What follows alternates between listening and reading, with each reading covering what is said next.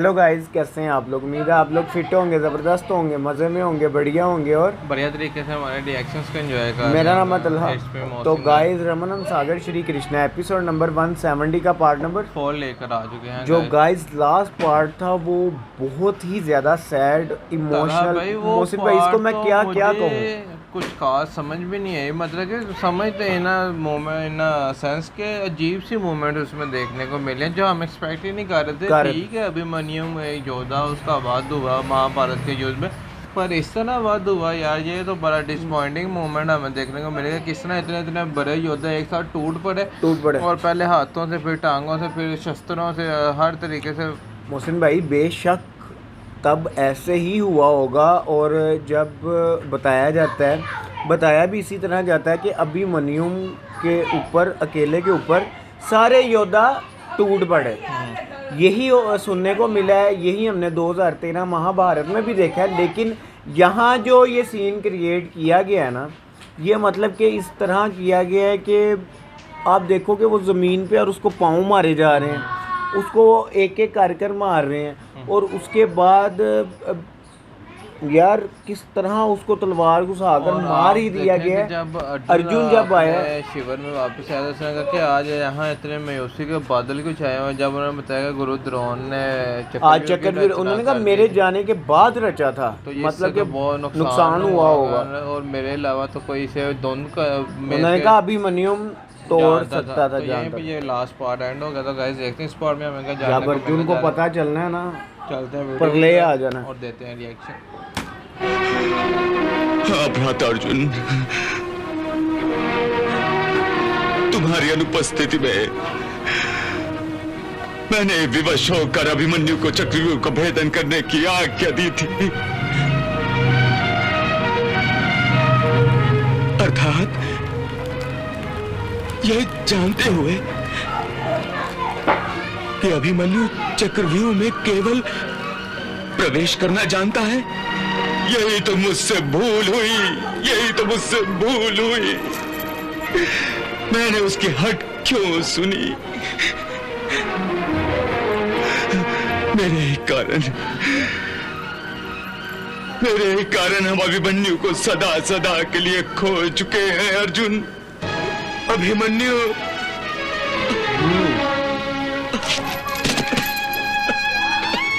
भ्राताश्री, अर्जुन भ्राताश्री,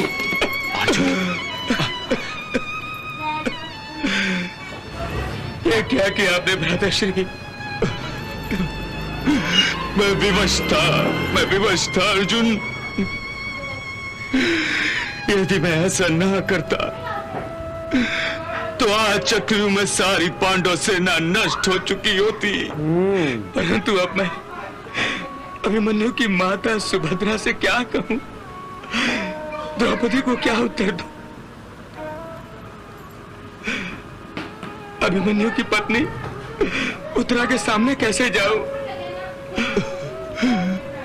वो तो गर्भवती भी है। उसकी गोद भरने से पहले उसकी मांग कैसे पूछ दूं? शांत हो जाओ पार्थ, शांत हो जाओ। और अभिमन्यु तो वीर मरण को प्राप्त हुआ है पार्थ, वीर मरण को। एक योद्धा की वीर मृत्यु पर यूं आंसू बहाना उचित नहीं। मेरे पुत्र की मृत्यु पर 4 आंसुओं की श्रद्धांजलि तो अर्पित करने दो केशव। उठो पार्थ। चक्रव्यूह को तोड़ना मेरा उत्तरदायित्व था, परंतु मेरी अनुपस्थिति में मेरे पुत्र ने स्वयं मेरा उत्तरदायित्व निभाने का प्रयास किया था। यदि वो जीवित होता तो मैं उसे इस पराक्रम पर आशीर्वाद देता, अपनी सारी आयु भी दे देता। परंतु उसकी मृत्यु के पश्चात अपने इन आंसुओं से बढ़कर मैं क्या अर्पण कर सकता हूं? हाँ अर्जुन, अभिमन्यु तुम्हारी तरह महावीर और महापराक्रमी था। उसने अकेले ही कौरव सेना में प्रलय मचा रखा था।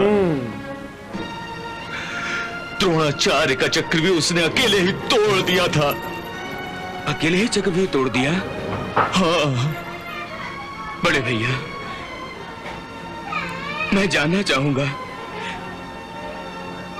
कि अभिमन्यु का वध कैसे हुआ? यदि हम अभिमन्यु के साथ होते तो अपनी जान पर खेल जाते, परंतु अभिमन्यु का वध कभी न होने देते। पार्थ, 6 महारथियों ने अभिमन्यु से एक साथ युद्ध किया और 2 शासनी ने घायल अभिमन्यु पर भयंकर गदा का प्रहार करके अभिमन्यु का परंतु आप सभी अभिमन्यु की रक्षा क्यों नहीं कर पाए? हम अभिमन्यु के साथ ही चक्रव्यूह में घुस जाते, परंतु ऐसी क्या आपत्ति आ गई थी जिसने आपको रोक दिया? उस आपत्ति का नाम है जयद्रथ। जयद्रथ? हाँ अर्जुन, हमने अपनी सारी शक्ति लगा दी थी, परंतु उसने हमें बार बार पराजित किया और चक्रव्यूह में जाने से रोक लिया। इसी कारण अभिमन्यु चक्रव्यूह में अकेला पड़ गया था। इसका अर्थ है अभिमन्यु के वध का प्रमुख कारण जयद्रथ है।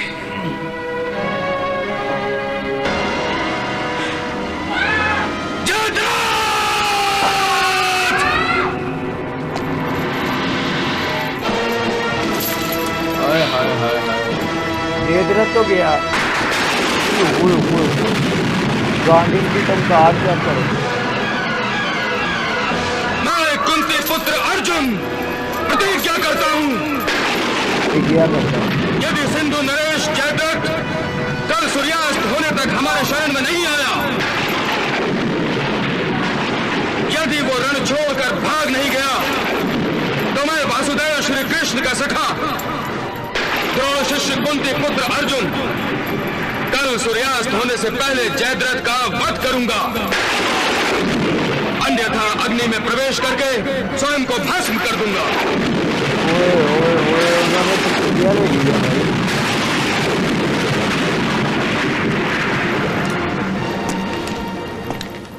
पार्थ, तुमने बिना सोचे समझे भावनाओं के आवेश में आकर प्रतिज्ञा की है, परंतु इस प्रतिज्ञा के क्या परिणाम होंगे ये सोचा है तुमने? हे केशव, आप ऐसा मत समझिए कि अभिमन्यु के हत्यारे को मारने की प्रतिज्ञा केवल अर्जुन ने की है। यह प्रतिज्ञा हम सब पांडवों की है। हम जयद्रथ को कल ही परलोक भेज देंगे। और यदि अर्जुन ने प्रतिज्ञा ना भी की होती तो भी हम जयद्रथ को और जीने की आज्ञा नहीं देते। और अब जब अर्जुन ने प्रतिज्ञा की है तो पूरी भी अवश्य होगी। अर्जुन की प्रतिज्ञा पूरी हो या भंग हो, दोनों अवस्थाओं में परिणाम एक ही है, और वो है अर्जुन की मृत्यु। यह क्या कह रहे बड़े भैया? मैं सत्य कथन कह रहा हूं नकुल। जयद्रथ के पिता ने वरदान प्राप्त किया है कि जो भी जयद्रथ का सर युद्ध भूमि पर गिराएगा उसके सर के 100 टुकड़े हो जाएंगे। इसका अर्थ है कि जो भी योद्धा जयद्रथ का वध करेगा अपने आप उसका वध भी हो जाएगा। हाँ बड़े भैया, इसलिए प्रतिज्ञा की पूर्ति पर भी अर्जुन के प्राण संकट में आ जाएंगे।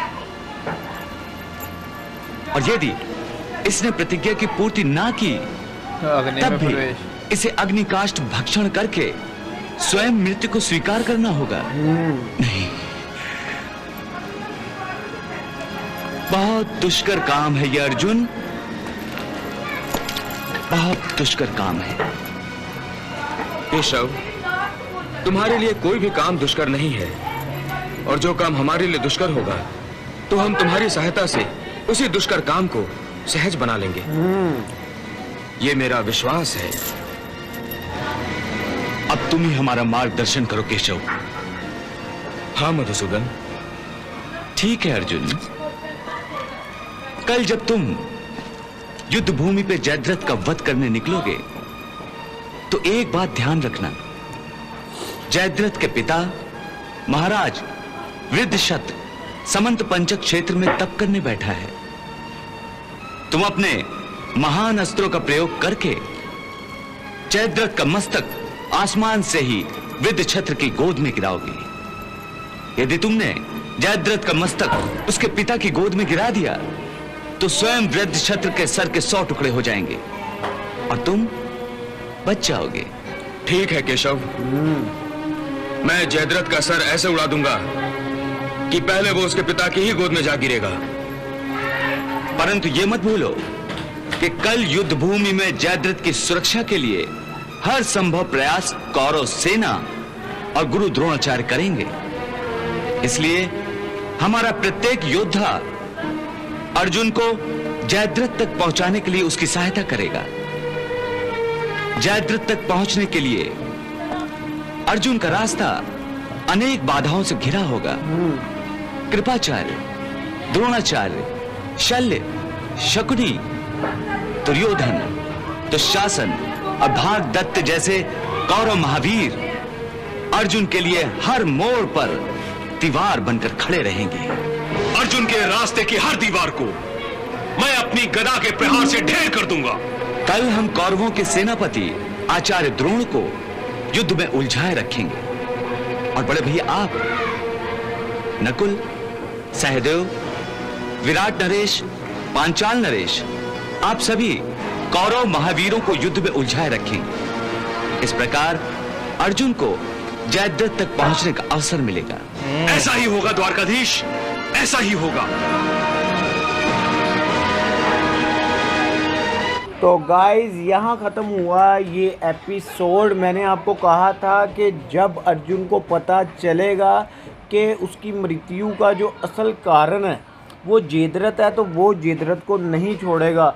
अच्छा, इतना का मतलब कि वो क्रोध में आ गए, अर्जुन जो है इतना के क्रोध में आ गए, गांडी उठाने के बाद उन्होंने प्रतिज्ञा कर ली कि या तो मैं कल महाराज जयद्रथ का वध कर दूंगा या मैं खुद को अग्नि में प्रवेश मतलब कर कि लूंगा। सूर्यास्त होने से पहले और उसके अगर बाद उन्होंने हमारी शरण में ना आए वो मतलब कि अपनी गलती मानकर, तो मैं सूर्यास्त से पहले उनका वध कर दूंगा। अगर ना कर सका तो अग्नि को प्राप्त कर दूंगा। और जब उसके बाद कृष्णा जी ने बताया कि दोनों सूरतों में प्राण तुम्हारे ही संकट में, मतलब अर्जुन कि के। अगर तुम वध ना करोगे तो तुम्हें अग्नि में प्रवेश करना पड़ेगा। अगर तुम उसका वध कर देते तो तुम्हारे उसके जिस्म के उसके मस्तक के 100 टुकड़े होंगे, वो अर्जुन का वध का सबब बनेंगे। हाँ, और अब गाइस देखना ये है कि जो अर्जुन को कृष्णा जी ने कहा है कि अगर वो अब अर्जुन कर सकेगा या नहीं कर सकेगा, जयद्रथ का मस्तक उड़ाकर उसके पिता के गोद में गिरना चाहिए ताकि उनके 100 टुकड़े हो जाएं। तो गाइस अब देखते हैं नेक्स्ट होने के वाले, मिलते हैं नेक्स्ट वीडियो पे। Love you India.